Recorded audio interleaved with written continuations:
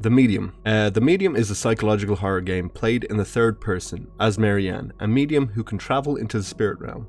Being able to inhabit both worlds aids puzzle solving. Her psychic abilities may also be used against hostile forces and are recharged by interacting with energy spots called spirit wells. Marianne, a spirit medium that helps troubled souls seek their final respite.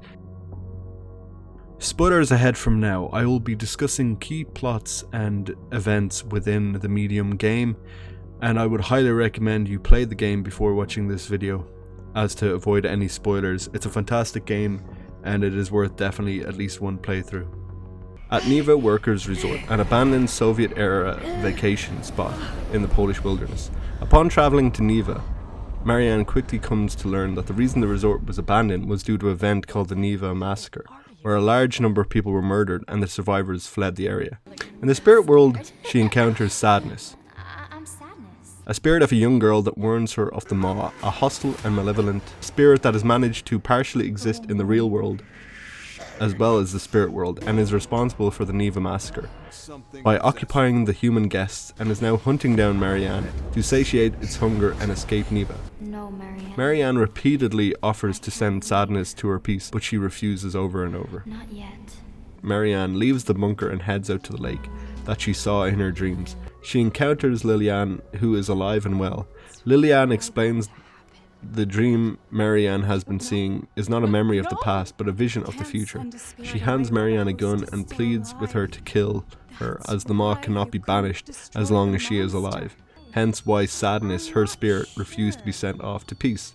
That's why Sadness didn't want to go.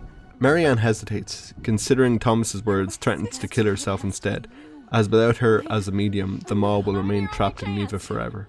The Maw then arrives, forcing Marianne to fire, but it's unclear who she shoots. When I was playing this game, I found the most fascinating character to be the Maw. He, initially from the very concept, when you first see him in the spirit world, he's this kind of disgusting, grotesque, tall, gaunt creature, similar to something you might see in like Pan's Labyrinth, for example. Kind of a disturbed, fantasy-looking creature. Hello? And I found him just to be the most captivating person within the game.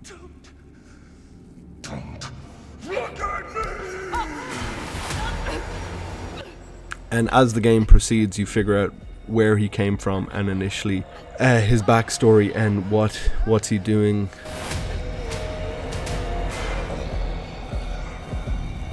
Basically, from what I could glean from the story is, during Liliane's childhood, she was abused by Richard.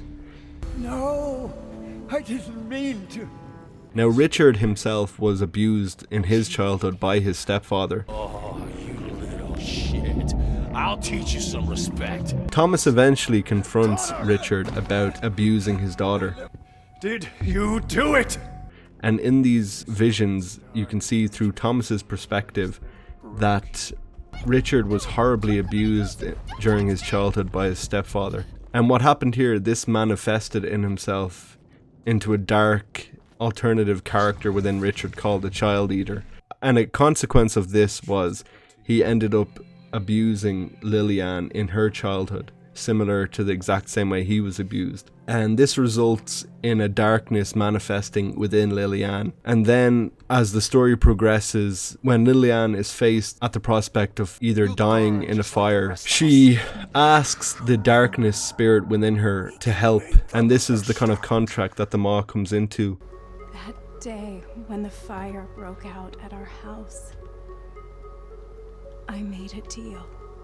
Once Liliane asks the Maw to help, the Maw manifests himself in both the real and spirit world, and consequently causes the Neva Massacre as a means to basically save Liliane and Marianne from the fire. The part of my soul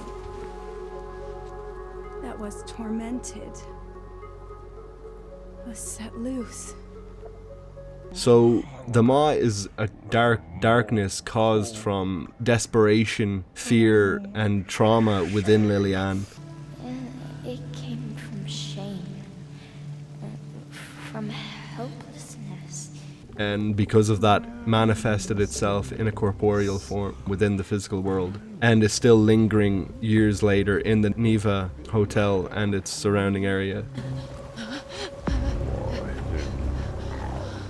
Now, secondly, after the Maw was created, he was created in the childlike form of Liliane.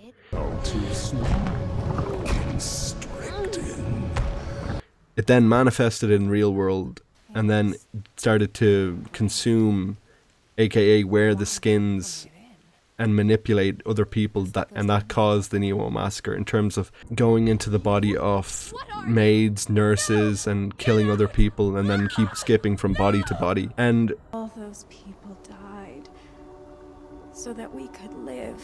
this circles back to the present day events that we see in the game, where you can see him now needing desperately a larger suit of skin, as he would call it, or a new larger body. A medium strong enough to sustain you. Because he was started from a child version of Liliane, the adult Marianne would be a perfect vessel for the Maw to fully enter the physical world and repeat the same events that happened in the Neva massacre.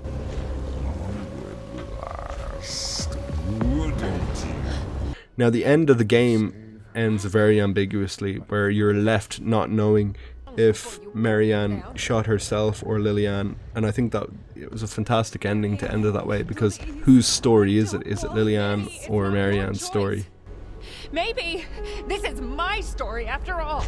Basically, the whole idea of the game is just manifestations of fear, grief, sadness, hatred, and all this stuff, and you can see all that being replicated within the spirit world very well, as it's just a kind of dystopian, surrealist, horrendous, hellish landscape. So the Maw is the main antagonist for the entire game. He constantly pursues Marianne throughout the physical world and the spirit world, and desperately wants to consume her in order to use her physical body. The Maw needs a powerful medium in order to fully stay in the physical world. It all ends in me.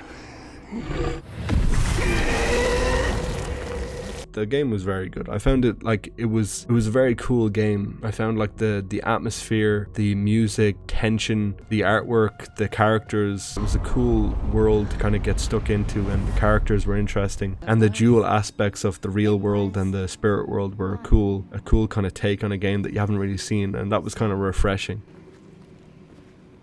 Tell me, what happened? But the parts of the game I really hated were the fixed perspective. Absolutely ruined my experience of the game, in my opinion. I'm just not a big fan of fixed perspective. I found it kind of jarring. I mean, I understand that it's trying to serve a purpose where, similar to Resident Evil 1, it adds more fear and tension if you can't see exactly what's in front of you.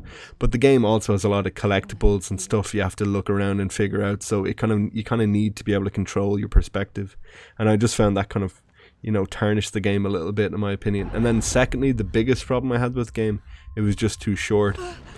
I mean, I think I finished the game in about 7 hours, and I was just wanting more, which I suppose is a good negative thing to say about a game.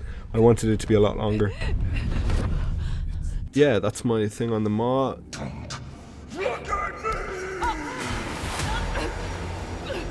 Hope you enjoyed the video. Thank you for watching.